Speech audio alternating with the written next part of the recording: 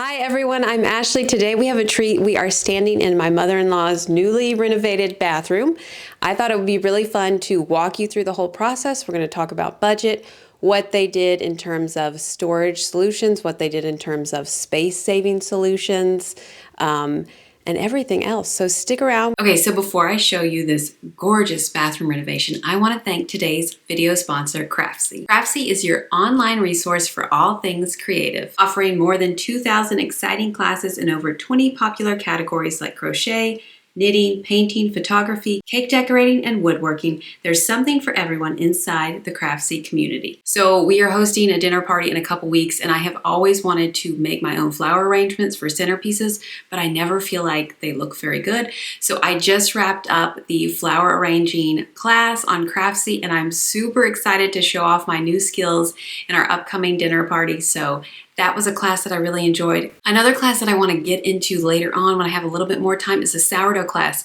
I have been loving making my own sourdough loaves for the past year. However, a lot of times they just don't turn out. I feel like sometimes I just don't do the things that I'm supposed to do to make them turn out the way they're supposed to. So I'm going to really dive into that course a little bit later on when I have some more free time. So I'm super excited to do that. Oh, and also I want to mention, if you're into DIY, especially for your home, and I'm sure that you are because you watch this channel, Craftsy has a ton of woodworking classes, so make sure to check them out. The first 1,000 of you to click on the link in my video description will receive a full year of premium membership to Craftsy for only $1.49. This applies to new members only, but that's an amazing deal, so make sure to take advantage of that. Okay, let's get back to the bathroom renovation reveal. My mother-in-law's name is Shirley, and we're going to start off by talking about why she needed to renovate the bathroom right now. For years, my husband wanted a larger shower. He said every time he was trying to dry himself off, he would bonk his head on the door. So that was a driving factor, and he also wanted a heated floor because our bathroom's over the garage, so it's perpetually freezing. So I said, okay, we'll do that, provided we do the whole thing over.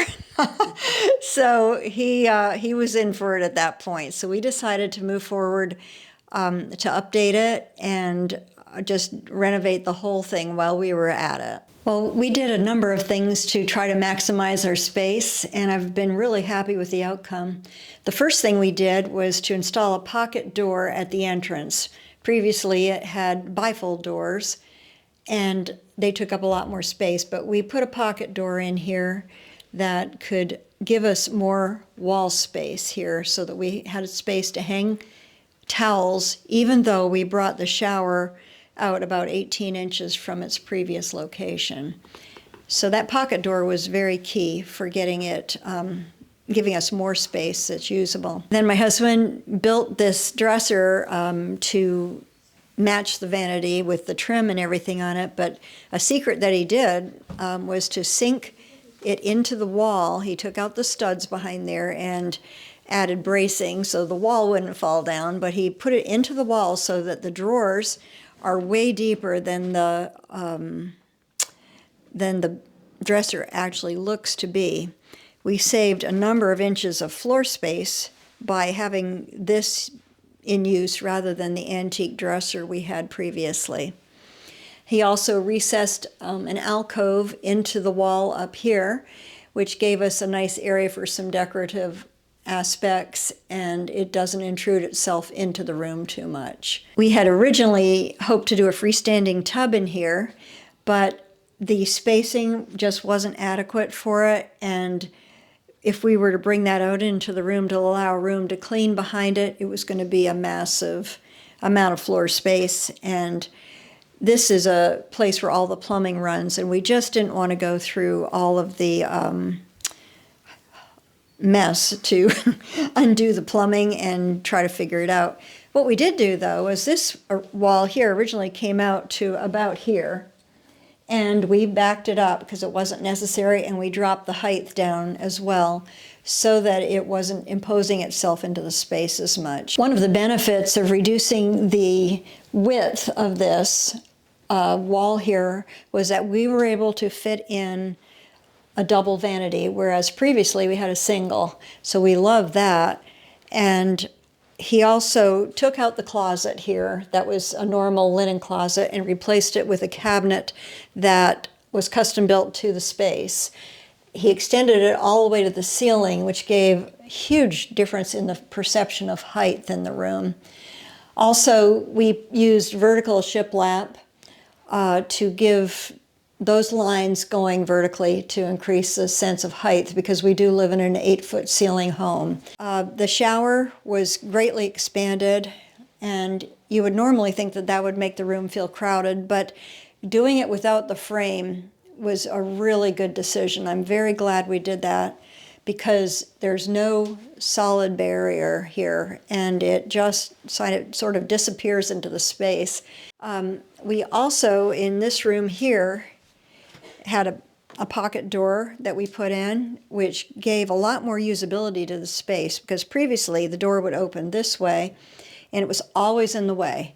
You would sit in here and it was just always a door in the way. So my husband put the door in the wall, and that gave us room to build a magazine rack here. So that's been handy to use, and it gave us additional storage and a little cabinet right here.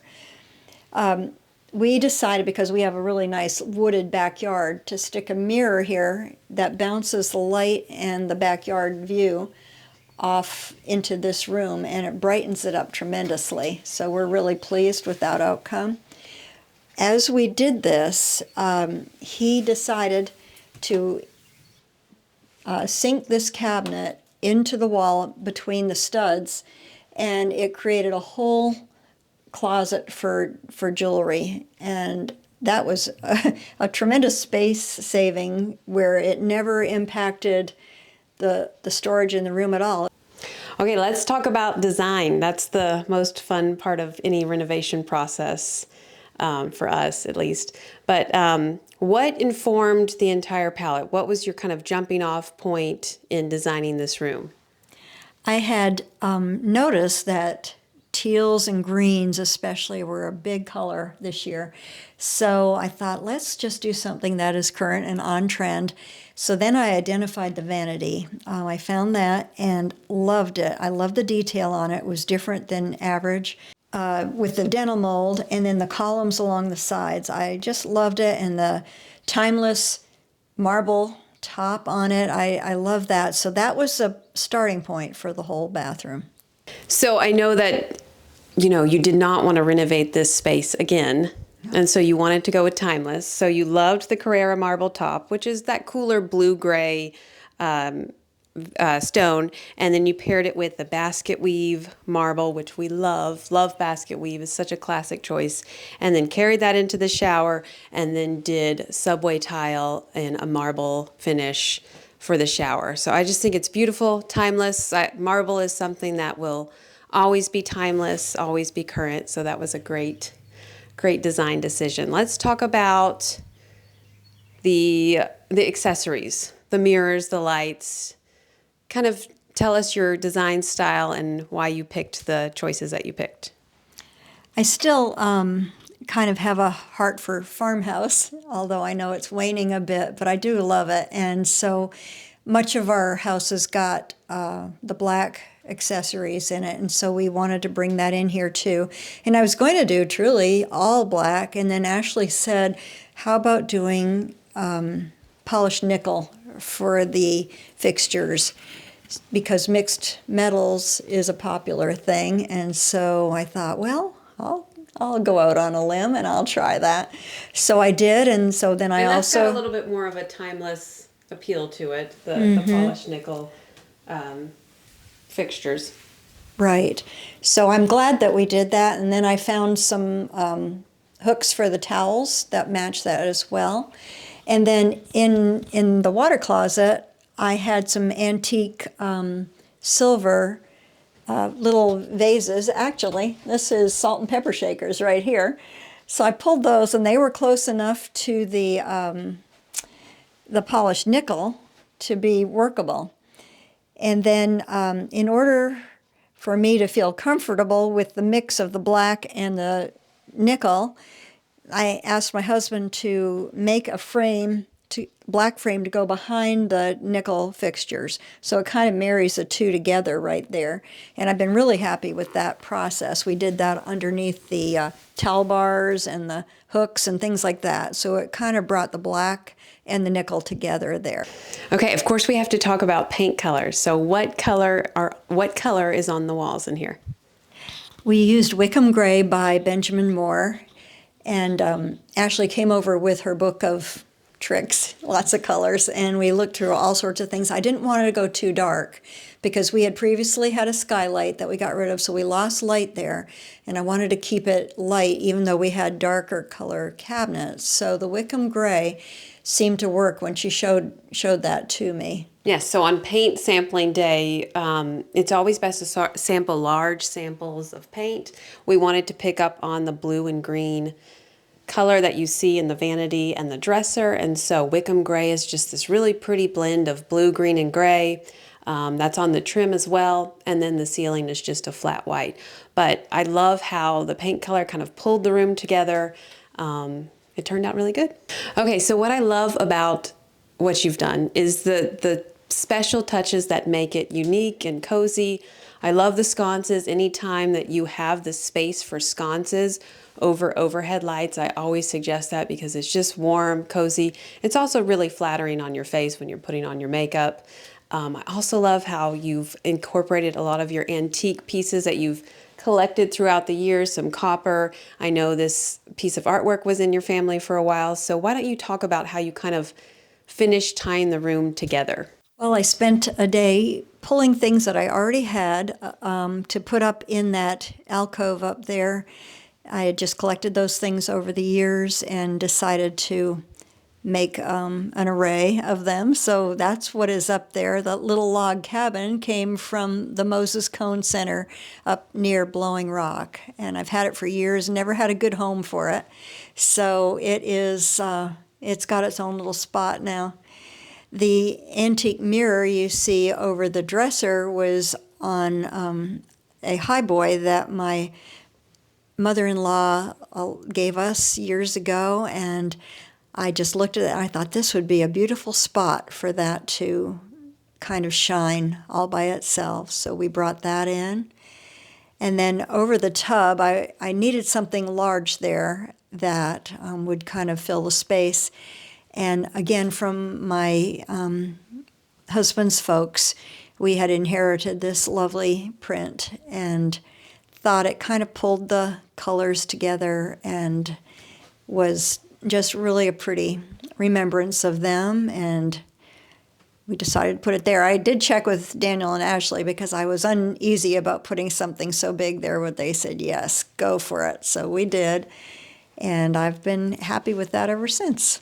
So then another thing, I think I talked about this in one of my videos on how to make your home cozy. When you have a lot of cooler tones like blue-gray marble, it's always best to balance them out with warmer tones. So she did that with the warmer tone in the artwork, the piece of artwork, the frame, the antique pieces, and then the warm wooden stain that she chose for the dresser and this little half pony wall here. So that's a great tip when you're decorating with, or when you're working with a lot of marble, which is beautiful and timeless in the bathroom. Make sure to balance it out with a lot of warm wooden pieces, and she did that so well right here. Okay, let's talk about budget. I know everybody is dying to know how much this cost you. I think you said you didn't keep an exact tally, but it was between 15 and 20 grand. Okay, so I'll let you talk about the budget and how you chose to allocate it and what you chose to outsource, because I know you guys did a lot of the work yourselves. Right, yes. Because my husband is a contractor, he did tons of the work. He did the walls, the dresser construction, just a number of the things he did. But there were some trades that he wasn't comfortable with doing, such as the tile installation, the glass, certain trades that he wasn't good with doing. So he did everything that he could, and we probably spent 15 to 20, although I'm not sure. I didn't keep track of it. It was a weekly trip to Home Depot. Okay, let's talk about how you save money on just keeping the tub and what you did there. And so rather than take it and put a freestanding tub, which comes with a whole another set of costs, you kept it, and let's kind of talk about what you did to make that work. Right. Our primary reason for not replacing it with a freestanding was space. We just didn't want to take up the space that would have been required, but also my husband finds this extremely comfortable, and it was a jetted tub, and so the face of it was just not something that I enjoyed at all. So he put the boards on there and hid the whole face of it, which improved it markedly. Another problem that we really had was that the jets had yellowed with age and had become pretty unsightly.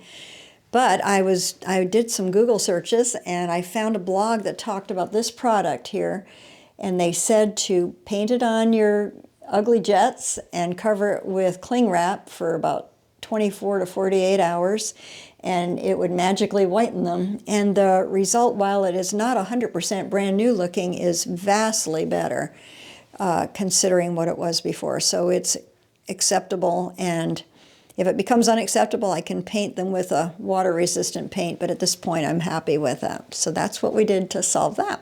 Okay, well that wraps up this bathroom renovation video. Thank you for sharing your bathroom with us and the process that you took. I know it was a long undertaking. How long did it take you? It took us almost a year because my husband got sick in the midst of it. So it took quite a while, but real time, it was probably about 8 months of Saturdays. But we enjoyed the process. Good. Or I did, at least. It's always fun to watch the work being done. Okay. Oh, probably should cut that part out. All right, everyone. Well, thank you for watching. Hope you've enjoyed this video.